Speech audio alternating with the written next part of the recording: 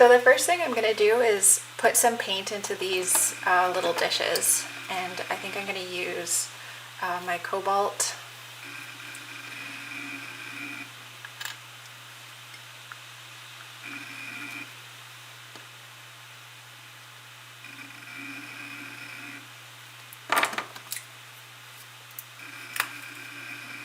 The reason I put them in these dishes is because if I put them in the mixing palette, they tend to get too much water in them, and they tend to get like watered down really fast, whereas if I keep them in their own separate little dishes, I can control the amount of water that gets added to these so they can kind of maintain their hue. Some of you might have watercolor blocks, like the sort of dried blocks, and that's fine too. I would encourage you to, if you're using them, just like spray them down with a spray bottle first so that they kind of get wet, so that you don't have to work as hard to get the pigment out.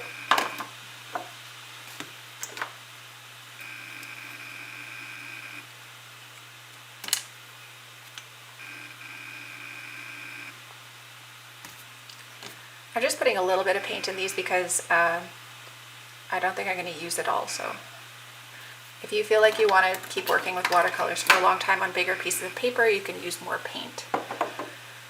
So I have all my colors in my neutral. I'm just going to put my tape away.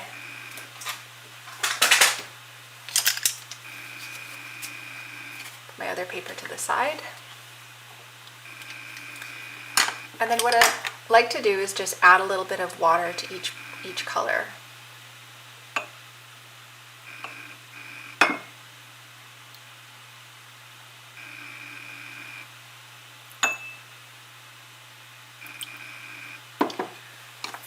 Try not to add too much, and then wet my big round brush and kind of begin mixing up the paint.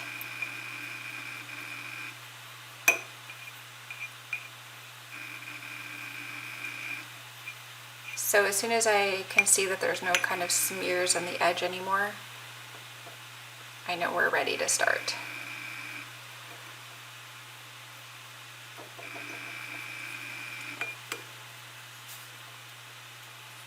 Wash out your brush and just roll it on the paper towel to sort of get rid of any excess pigment.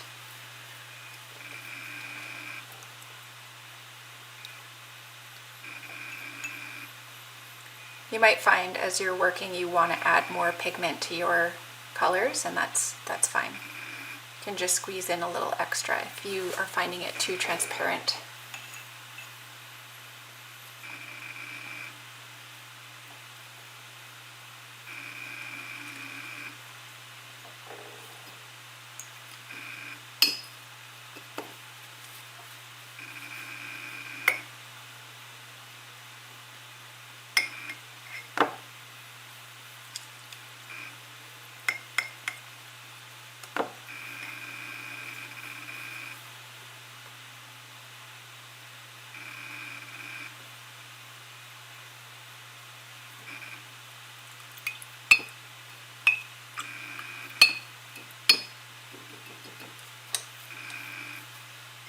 And you'll notice that I mixed mine from lightest color to darkest color. That's so that just in case there was extra paint on the end of my brush, that it didn't kind of create a darker, more muddy color as I was going. So yeah, you definitely wouldn't want to mix your Payne's Gray first and then dip into your yellow, because that would probably corrupt the color of the yellow.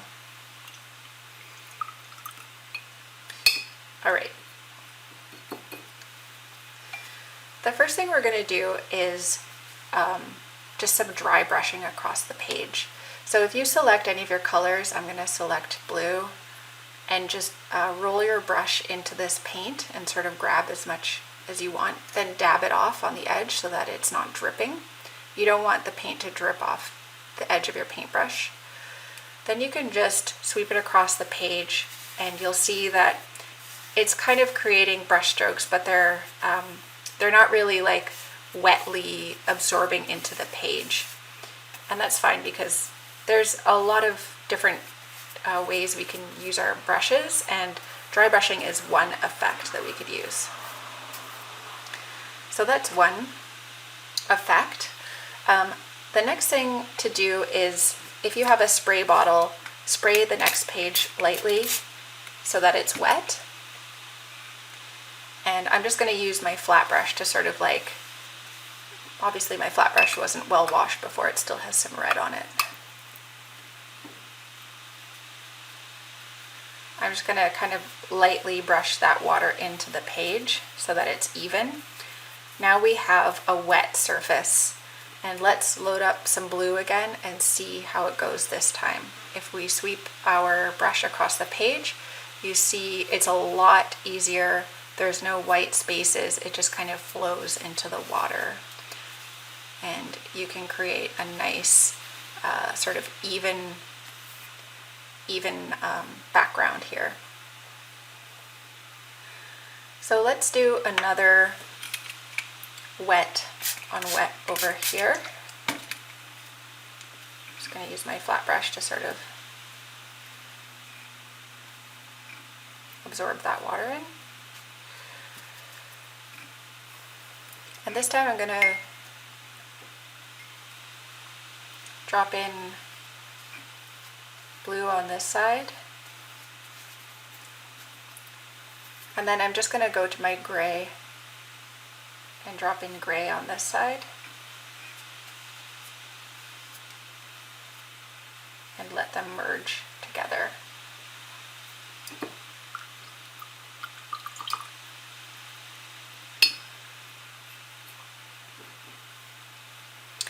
Okay, on this last square, I'm going to use yellow. I'm going to put a lot of paint on my brush, and I'm going to not wet the page first. I'm just going to create as good of a wash as I can with my brush. So I'm going to, it's really loaded so you can see how much water there is. I'm dry brushing onto the page, and you can see the page is kind of responding. It's fighting the absorption because there's not any water on the page already, but I'm just going to keep working at it and try to get it as evenly covered as I can using just that stroke of paint that I had. Okay, and then wash your brush off. You can see the water is already getting kind of cloudy. Dry it, and then you're going to pick up a bit of red and just drop it in like that.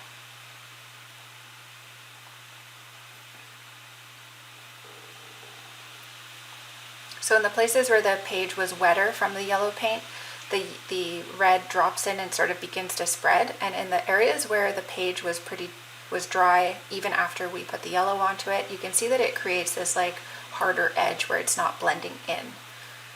So you can begin to understand the properties of watercolor as it acts on the page. Where it is wet, it will flow. Where it's dry, it will stop. So if we go back to our first square, it's totally dry. But I could re-wet it like that. Use my flat brush to wet it, and you see, even though I've wet it, the paint doesn't dissolve, it doesn't go anywhere, it's sitting there. So one of the great things about watercolor is its ability to be layered. So I'm going to go into my Payne's Gray, and now I'm going to layer up from the bottom.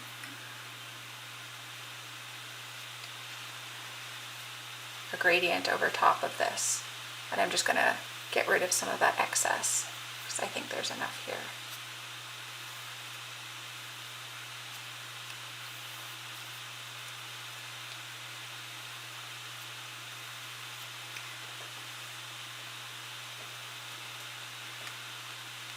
Similarly, on this flat wash that we have over here, it's pretty much dry. I'm going to switch my brush to the smaller round, and I'm actually just going to dip it right into this blue And I'm going to create a mountain shape in the background.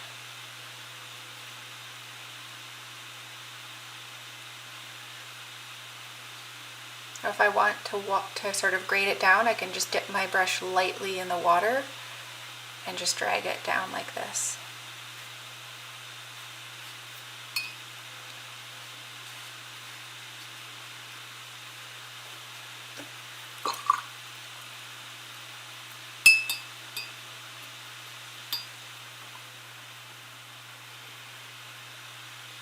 The most painful thing about watercolor is waiting for it to dry. So I like to keep a couple sheets ready to work on while I'm doing these exercises, so that I can put one to the side while I'm waiting for it to dry.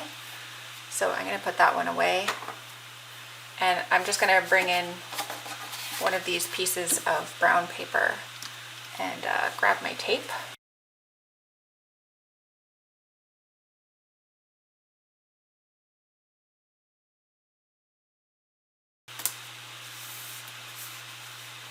So let's see how this works.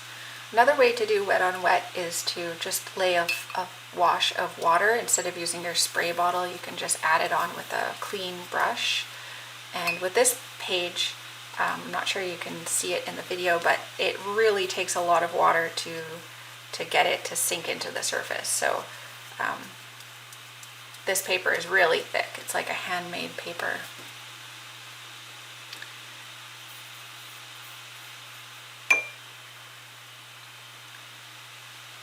If we want to do a graded wash,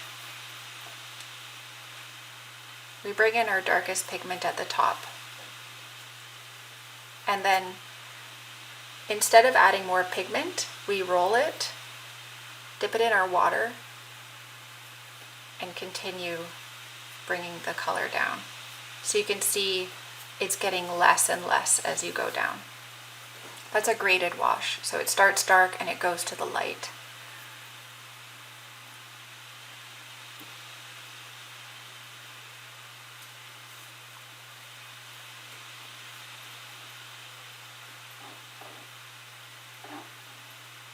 I'm going to do another gradient wash, but this time I'm going to do it from red at the bottom to yellow at the top. And I'm going to do it dry. So it's going to be a little bit tough because you have to work really fast to sort of get that paint down before it begins to dry.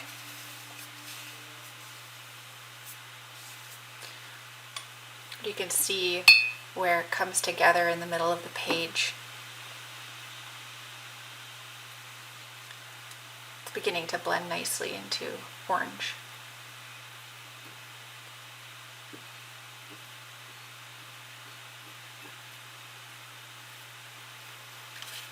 All right, if we go back to our other page, I think it should be mostly dry. If you want to go in, you can do even another layer on this mountain. So making sure that your brush is loaded but not dripping.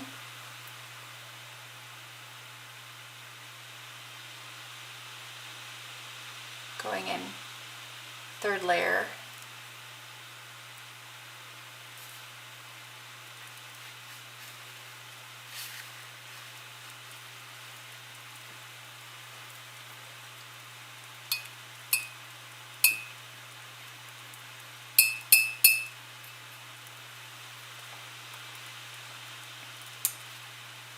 You can use your brushes in different ways to create different effects. So if I want to create a horizon effect on one of my drawings, I can just use the edge of the flat brush to sort of dot my way across the page. And then I have a bit of a horizon line to work with.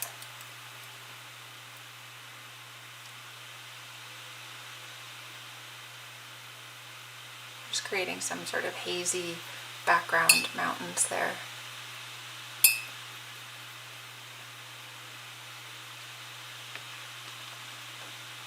I think this one is mostly dry. I'm going to see if I can put in some new element here. I'm just thinking about a ground.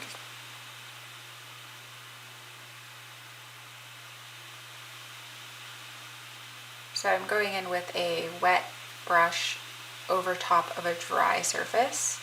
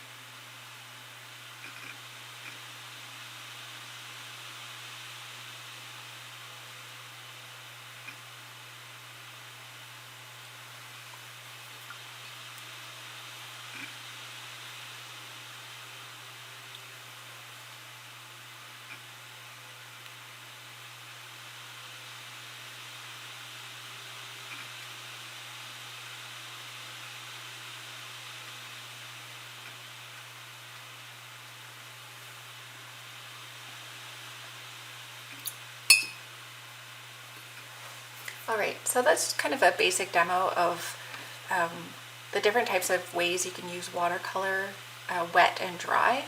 But now let's take a chance to make some kind of a texture.